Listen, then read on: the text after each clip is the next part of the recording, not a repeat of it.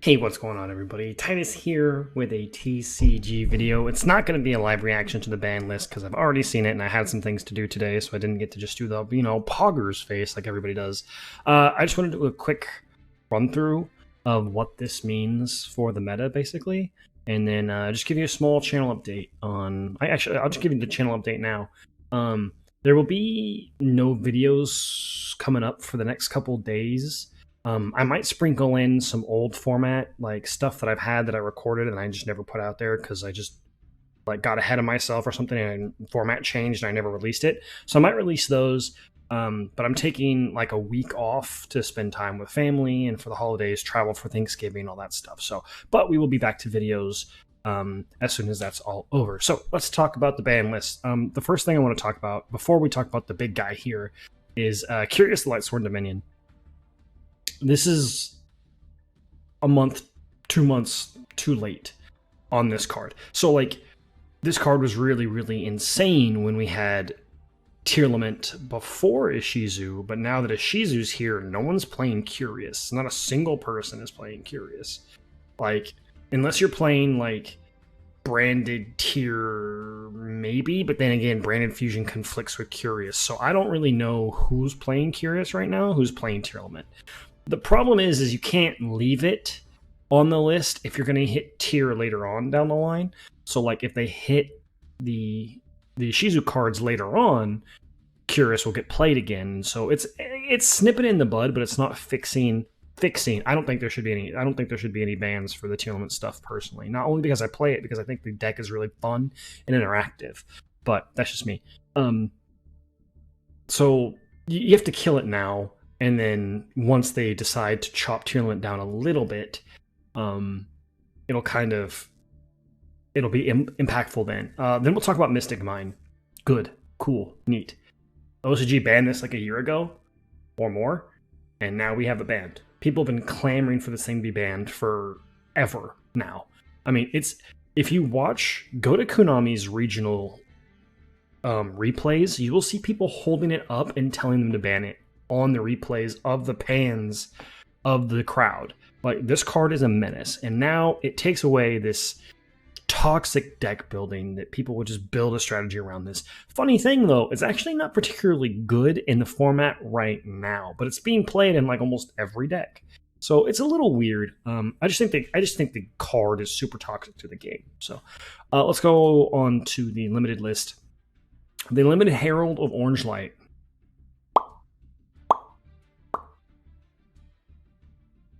I'm sorry, Drytron. I'm sorry, Naturia. I mean, specifically, I'm actually really sorry for Naturia. Everyone's talking about how it's bad for Drytron. It's really bad for Naturia because they're all fairy monsters. And so, like, this card was really, really good for Naturia to help Naturia push through tier boards and to kind of slow tier down a little bit. Because Naturia can also play Ishizu cards. So, like, they play the Ishizu cards, they play the Shufflers, they're all Earth Fairies. You know, there's synergy there with Naturia monsters. This just hurts that deck specifically. Like, yeah, okay, maybe tier elements just stops playing Orange Light entirely, and now we just play Gamma. We just have another way to deal with Shifter instead of using Orange Light. I mean, we don't get to mill 5 for free off of discarding Kelbeck, but it's a little bit more simple now. Just draw the one Gamma and then hit the Gamma, and then we stop it. So, I don't know. This hurts other decks more than it hurts tier element. I don't know. I think this is really strange. It does, don't get me wrong, it hurts them a little bit from being like super powerful. You know, Orange Light discarding Agido or Kelbeck milling 5 on your turn after interrupting you is toxic as hell. Don't get me wrong, it's very toxic. But people were starting to not play this card. It has a little bit of synergy. It's a level 2, so you can make Sprend or Elf on the crackback if you really absolutely need to. It's also a tuner. So like this plus something else can make a Baron. Like, I've seen that play happen. I've seen some other stuff. So like, it has good synergies, but really it's going to hurt other decks than tier decks. Tier is just going to pivot to something else. So this hit is really strange to me. Yeah, Recital Starling, just bring it to 3. There's no reason to bring it to 2. Just bring it to 3, because bringing it to 2 does nothing. the reason it was hit so long ago before was because of Tri Brigade, Lyrilusc, or Bird Up. You've seen those videos on Master Duel. We still have some Morg in Master Duel. We don't have some Morg in the TCG anymore. The Bird, the Link 3. So like that's what made the deck really insane. Because then you could make a non-targeted barrier statue. Like it was crazy. So this helps Bird Up players, but like I don't know. I don't know who's really playing Tri Brigade. I mean, you can make it F-Zero now, which is cool. You make F-Zero, make Appaloosa, have Revolt for a banish. I mean, the board is pretty good, but I don't know if it's as good as like a Pendulum board could be right now. The new Pendulum stuff can put up some crazy things. Bestials by themselves are interruption plus good big monsters, so it's hard to say if this deck would be like crazy good. But I'm sure we could probably put this back into rogue status, especially with one of the unhits on the list that we'll see in just a second. The first one, yeah, the Fire Formation Tanky is now at 3 rather than from 1 to 2 to 3. So Tanky is good. It helps Tri Brigade birds kind of get up there. And if you want to get into Yu-Gi-Oh! And play a combo deck, Tri Brigade birds is a good deck to get because it's fairly inexpensive for the most part. Because everything's been reprinted to hell. Like it's super cheap to get if you want to play birds plus Tri Brigade. So now you just need 3 tankies, and there you go. So Tellarknight Ptolemy, I was not around when this card was like super crazy. What I do know is it's really good in Pendulum because they have a really good rank 4 engine, and then you can just like upgrade it to an infinity, which also means another deck that actually has a really good rank 4 engine is Crystal Beast. Crystal Beasts have a decent rank 4 engine in themselves with the Unicorn and the new guy who banishes himself to summon one. So like that's kind of neat. They could do some things, get a negate on board and do some goofy stuff. Activate, set their metaverse, activate metaverse, put Necro Valley, have an infinity. So like they could do some really neat stuff. But I mean, technically Tyrannolt can also play it. They have rank 4s, Keldo, Agito, Kelbeck, Medora, Rhino Heart are all rank 4s. So like it's possible to, I don't know. I will see if this has an implication or not. D-Fissure, Macrocosmos are Konami's answers to Tearlament. They think that adding more floodgates into the game is a good thing. So not only does this hit Tier Element and Macro and kind of like pushes decks up to floodgate them out. Kashtira support is coming out soon.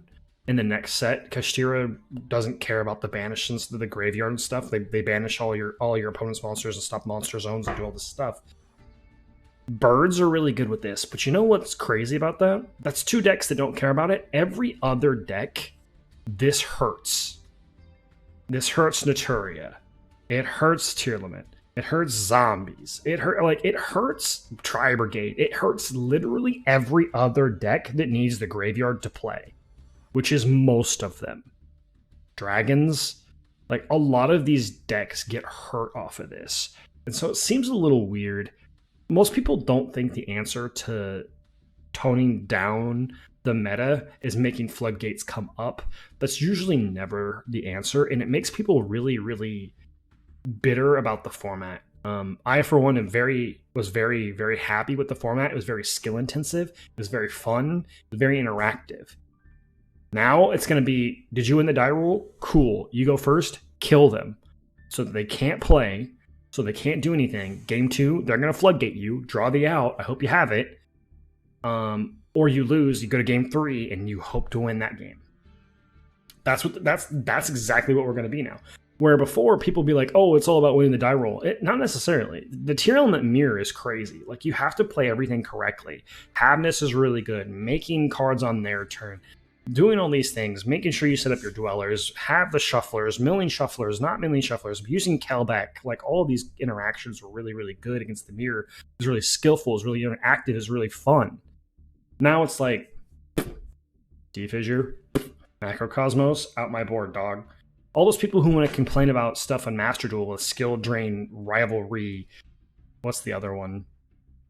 goes in, oh, floodgates, this is that. It's literally that. Don't do this. And I think a lot of people are in agreement here that floodgates are not the answer, but this is what we have now, so this is what's going to be played. Another impactful card that I do want to mention here is Metaverse. Metaverse is a trap. Activate the trap. Activate a field spell. It's not as big a deal. Not as big a deal with Mystic Mine gone, but now this just facilitates Necro Valley. So, like, it's just a big... They really tried to put counters to tier without hitting tier, is basically all they did. So, you're either going to see tier elements, or you're going to see things to beat tier elements, and there's going to be no in between. We might see a little bit of Sprite kind of pop back up, and maybe even play Metaverse Macrocosmos, that kind of thing. Like, set up, like, a negate board, set up these Macrocosmos things, because some people were already playing D-Shifter, so you might see that, but really we'll just see Floodgate Banish.deck or tier is what we're going to see. You'll see Flu play all the floodgates and stuff and just go, my birds. It's going to be really boring because that deck normal summons once and then they play on your turn as well. So I don't know why people complain, but it is what it is. That's going to be my little quick meta analysis. Again, I might upload some older videos and stuff just to have stuff on the channel. I might not. I want to take a small break for the holidays, enjoy some time with my family. And I hope you guys all do the same. Take a break, take care of yourselves, stay safe, and always, always happy dueling. I'll see you in the next one, guys.